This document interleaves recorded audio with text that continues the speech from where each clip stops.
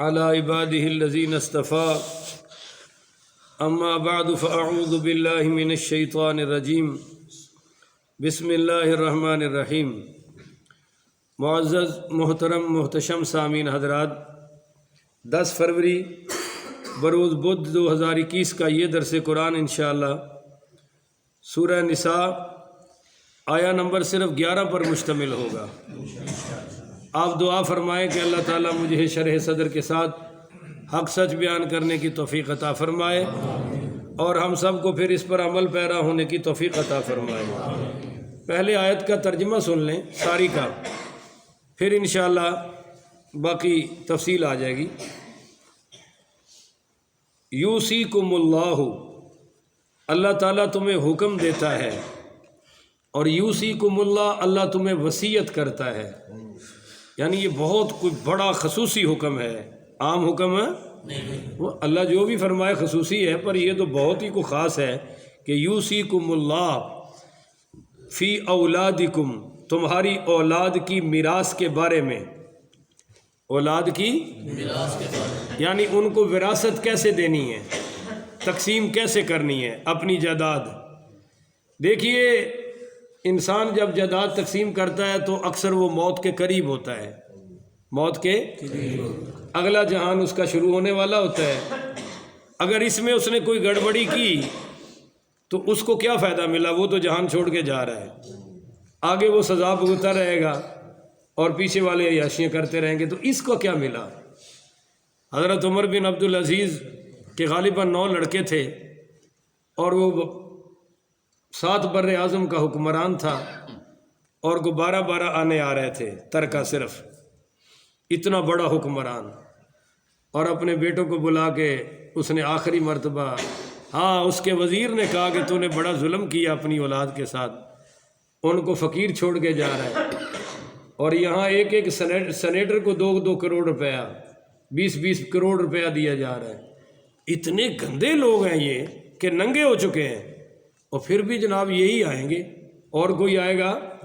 ہم نے بھی انہوں کے ووٹ دینا، ان کو ہی لانا ہے، یہی ہے ہمارے خیر خواہ، جن کے اب تو کوئی کام چھپا رہ ہی نہیں گیا کہ پاکستان کا سب سے گھٹیا ترین طبقہ یہی ہے جو اپنے آپ کو سیاستدان کہہ کے اسمبلیوں میں بیٹھے ہوئے ہیں۔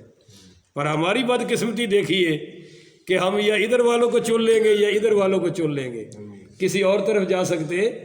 یہ ہے جمہوریت کا کرشمہ، اور اگر خلافت راشدہ آ جائے تو ایسے لوگ آپ کو شہروں کے چوکوں میں لٹکے ہوئے نظر آئیں گے۔ جی ہاں، اور وہ ان کے بارے میں نہیں ہے، ان کے بارے میں نہیں ہے۔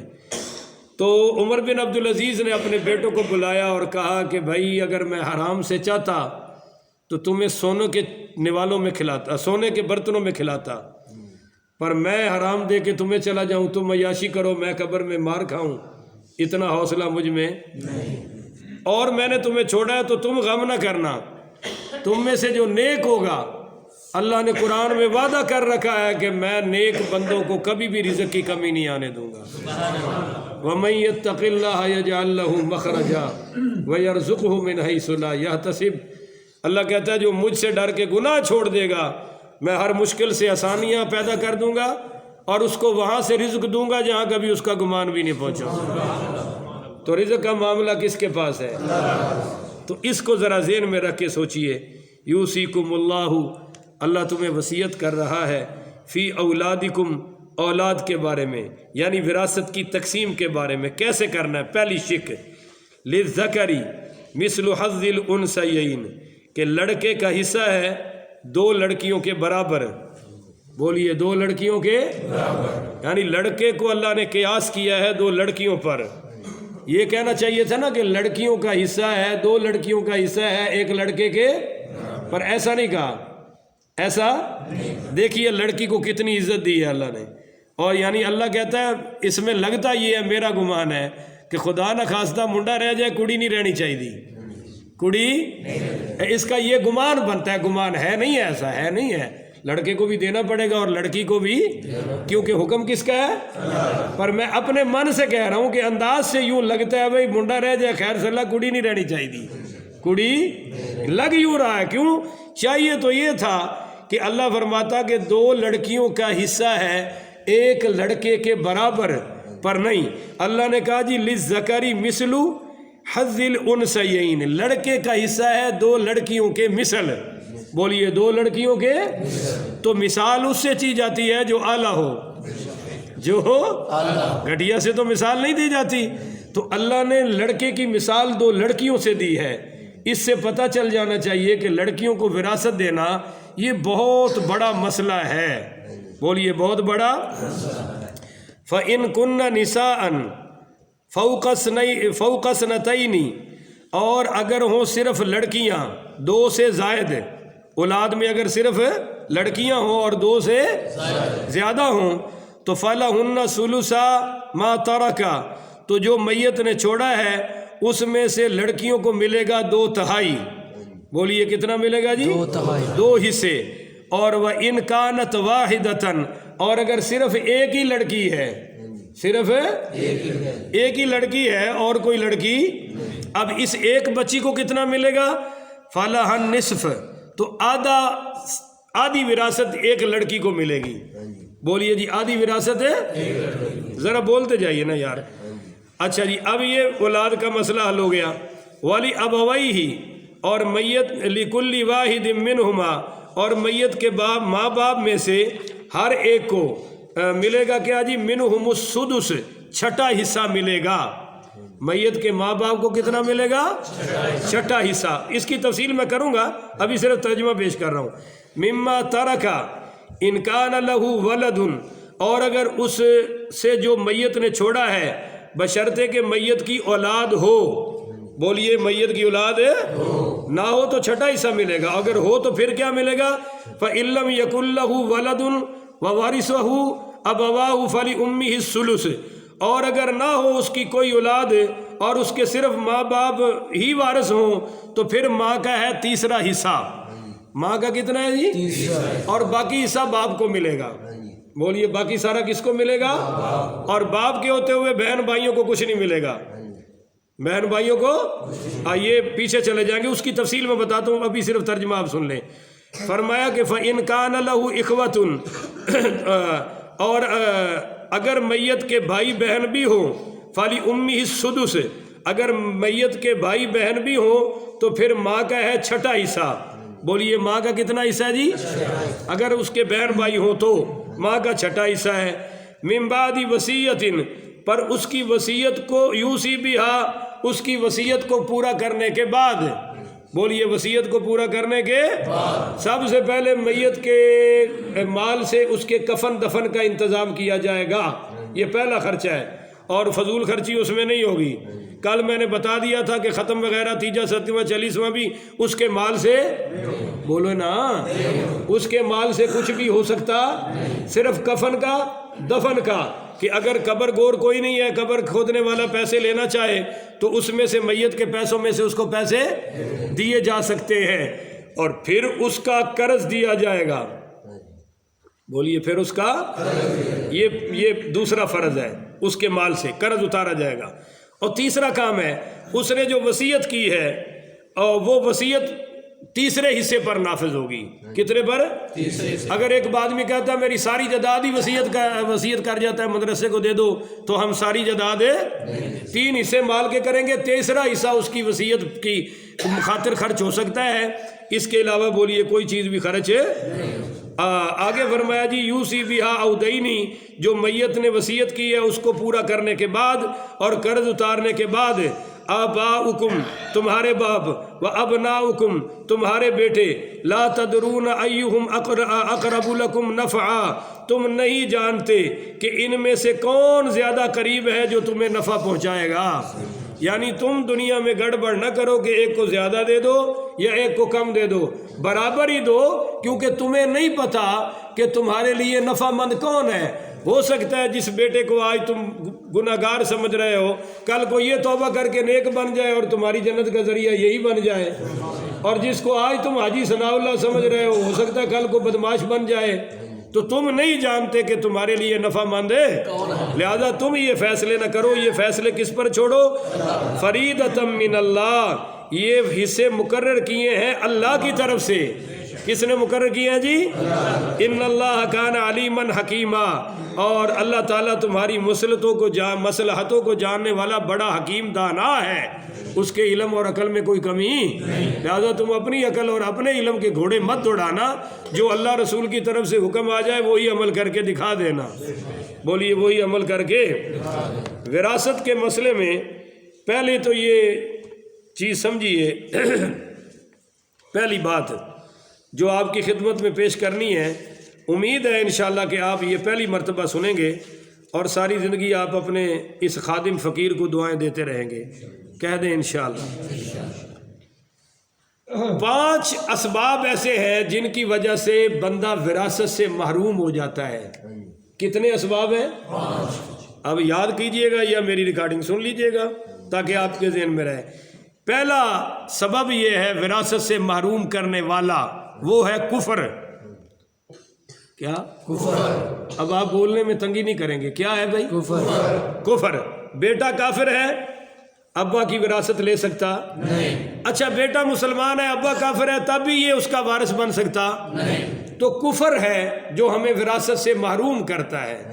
اب آپ سمجھتے ہیں کہ کافر صرف عیسائی یہودی ہیں، تو نہیں جناب، یہ فیصلہ علماء اور مفتی کریں گے۔ یہ فیصلہ کون کریں گے؟ یہ آپ کے ہاتھ میں لگام نہیں اس کی دی جائے گی کہ آپ جس کو چاہے مسلمان سمجھ لیں چاہے جس کو کافر سمجھ لیں۔ یہ صرف فیصلہ کون کریں گے؟ علماء اور مفتی حضرات۔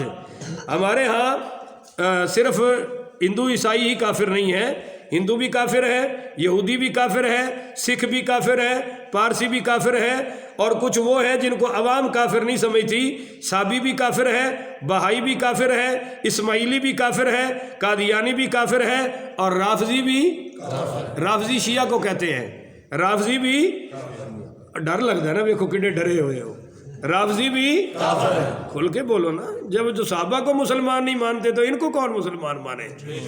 اور جناب اس کے علاوہ منکرین حدیث بھی کافر، اور جو بھی شرک کرے وہ مشرک دائرہ اسلام سے خارج ہے، وہ بھی کافر ہے۔ بولیے وہ بھی کافر۔ اچھا بعض اوقات بندہ فرقہ وائز تو کافر نہیں ہوتا، پر اپنی کسی خیال کی وجہ سے وہ کافر ہے۔ مثلا ایک بندہ کہلاتا تو سنی ہے پر عقائد اندر کفریہ لیے پھرتا ہے، تو اس کے عقائد جب سامنے آئیں گے تو وہ نہ سنی رہے گا نہ مسلمان ہے، وہ کافروں میں چلا جائے گا۔